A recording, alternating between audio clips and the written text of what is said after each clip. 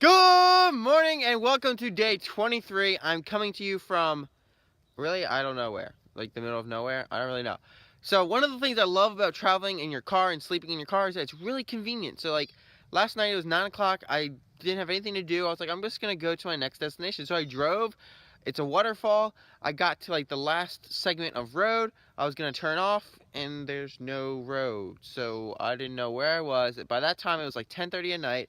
No idea where I was going, what I was doing. So I pulled off on the side of the street, just in this little like loop area thing, trying to find out where the waterfall actually is. The lake is right across the way, but I don't know where the waterfall starts, because the road seems to not exist. So I was a little concerned last night, but now it's daylight. I'm gonna go find out what there is, where it is, see if I can figure out how to do this. Because there's nobody around to ask. That's the thing. Like literally nobody around.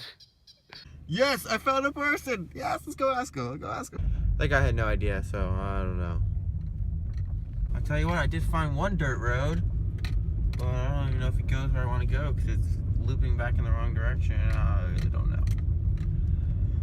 The joy of exploring.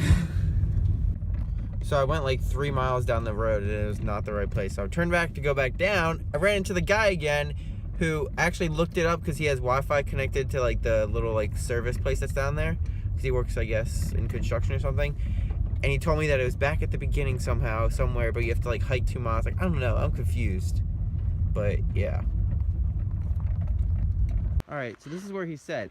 The reason I missed all of this is because look, the sign is here on the ground because it broke at some point. That is why.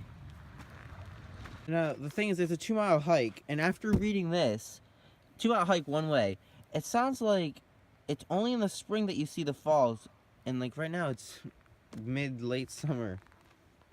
And then farther in the distance I found this, which explains exactly the road that I wanted to take is closed. What the heck? They don't update these things. So now I don't even know if I want to go. Like, I don't know. 2 miles, 4 miles round trip. But this is where like my I've come so far mindset like kicks in, and it's like I have to go now that I'm here. So I'm gonna head down the trail, but look at this. It's beautiful. It's clear water.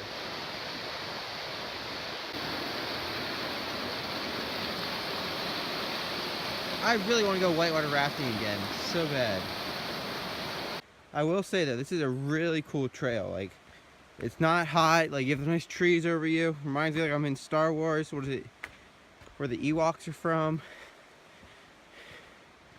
Definitely recommend this with other friends, and you have to be ready for a long hike. I mean, look at this. This is such a beautiful hike, all the way up here. Look how green that is and blue, and I made it. There it is. Well, you can see the reflection from here. Look at that. Whew. Oh my goodness, this water is so clear. Look at that. And then because there is no waterfall, you see right there, if you continue the trail around, you can go down and hit down. Otherwise, there's no way to get down from the side. You could also potentially climb down here, but that's a bit risky.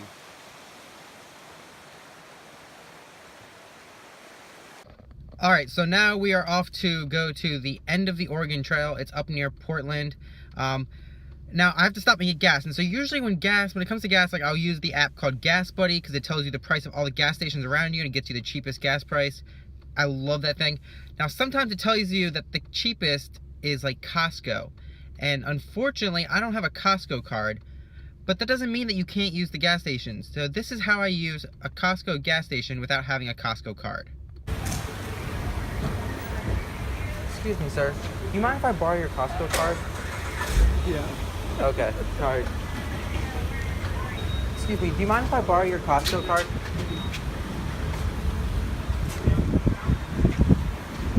Excuse me, if I don't have a Costco card, do you guys have like a card that I could use? That kind of thing. Awesome, appreciate it. Can I ask a favor? Yes. Seat you up front? Yeah, I can do that.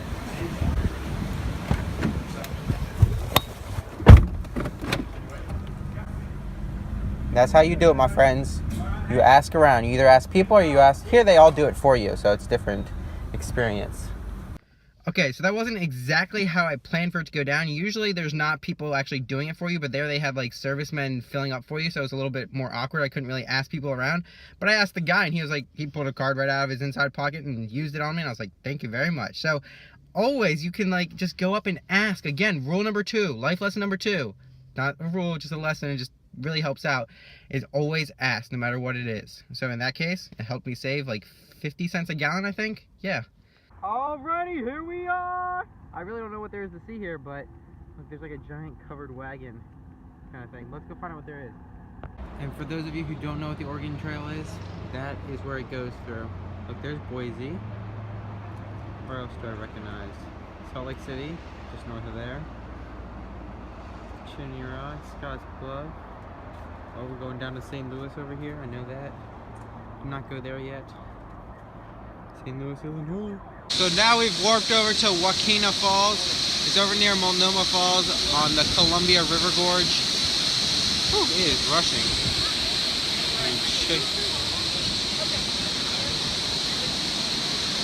I was here last summer. It's the Columbia River Gorge. It's a gorgeous place. They have several waterfalls here. Multnomah Falls is actually one of the biggest, and you can hike to the top, which is a serious hike of switchbacks. But it is a beautiful view over the river. And I'm just stopping by because I'm going to go to the 8 caves.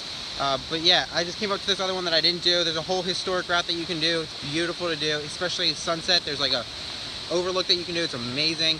Let me know if you have any questions about that. Definitely hook you up. So now I decided to go like just down the road to One Ata Gorge. You can do like this crazy difficult hike. Yesterday, one of those kids that we had in the video, like they asked me, how are you so skinny when you do all that? And I'm like, because I don't just drive the whole time. Like I do crazy hikes like this. Like I just hiked up like, what, I think 1,200 feet elevation gain. Maybe it wasn't that much to get to the waterfalls over here, and it's like a 5-mile loop. So that's how you stay active. It's not all just driving. So don't worry about it if you're worried about that kind of thing. This is what we came for. Look at that. And then you can keep going like another mile, or you can actually go like 25 miles, but you can keep going up the river, which I might do a little bit of. That's crazy. Look at how far down it is. Ah! So there it is. There's a triple fall. There's one. Go all the way down there. And then here at the very top there's another. And the other one's around the corner. But I climbed higher than this. It goes lower and lower. That's how the river works. Woo! And you just hop up on this log. Look at that. And then this bridge up here is awesome. It shakes. See, I'm not moving. I'm still going up and down. Whoa! Be careful if you're afraid of that kind of thing.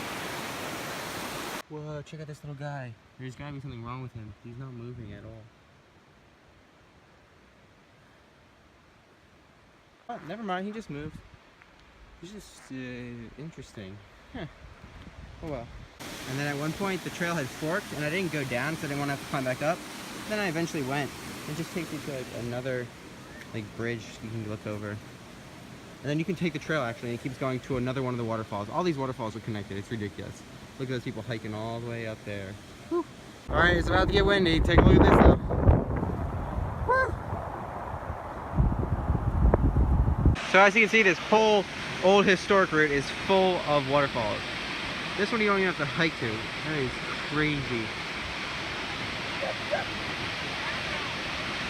Alright, so this is what those $2 get you when you have to cross the Bridge of the Gods. You have to pay $2 to cross. I don't know why it's worth $2 of a scene, but I guess it is pretty great. Pretty beautiful. It's hard to see when you're driving at the same time. You have all these things in the way. There's no other way. You have to go all the way back to the port across the river into Washington. But now we're off to the 8 caves, which is another giant lava tube. Let's go! Oh man, check out this viewpoint. That's Mount St. Helens there. The little girl next to me pointed out, obviously. I wasn't sure if it was St. Helens or Rainier, but obviously since the top is missing, it's St. Helens. Man, this car really needs a cleaning. Look at that. I went on like all these dirt roads have been going on. I actually got dirt in the trunk. I don't know how you get dirt in the trunk. But literally there's dirt in the trunk. You can see like I don't know how this happened. Like some of my clothes, like the boxes got dirt on it. Like I don't know how. I don't know how. I need some rain, please. Come on. All right, sorry about that randomness, but here we're now at the ape cave. What the heck is this? This is like turf. Just a random patch of turf on the path.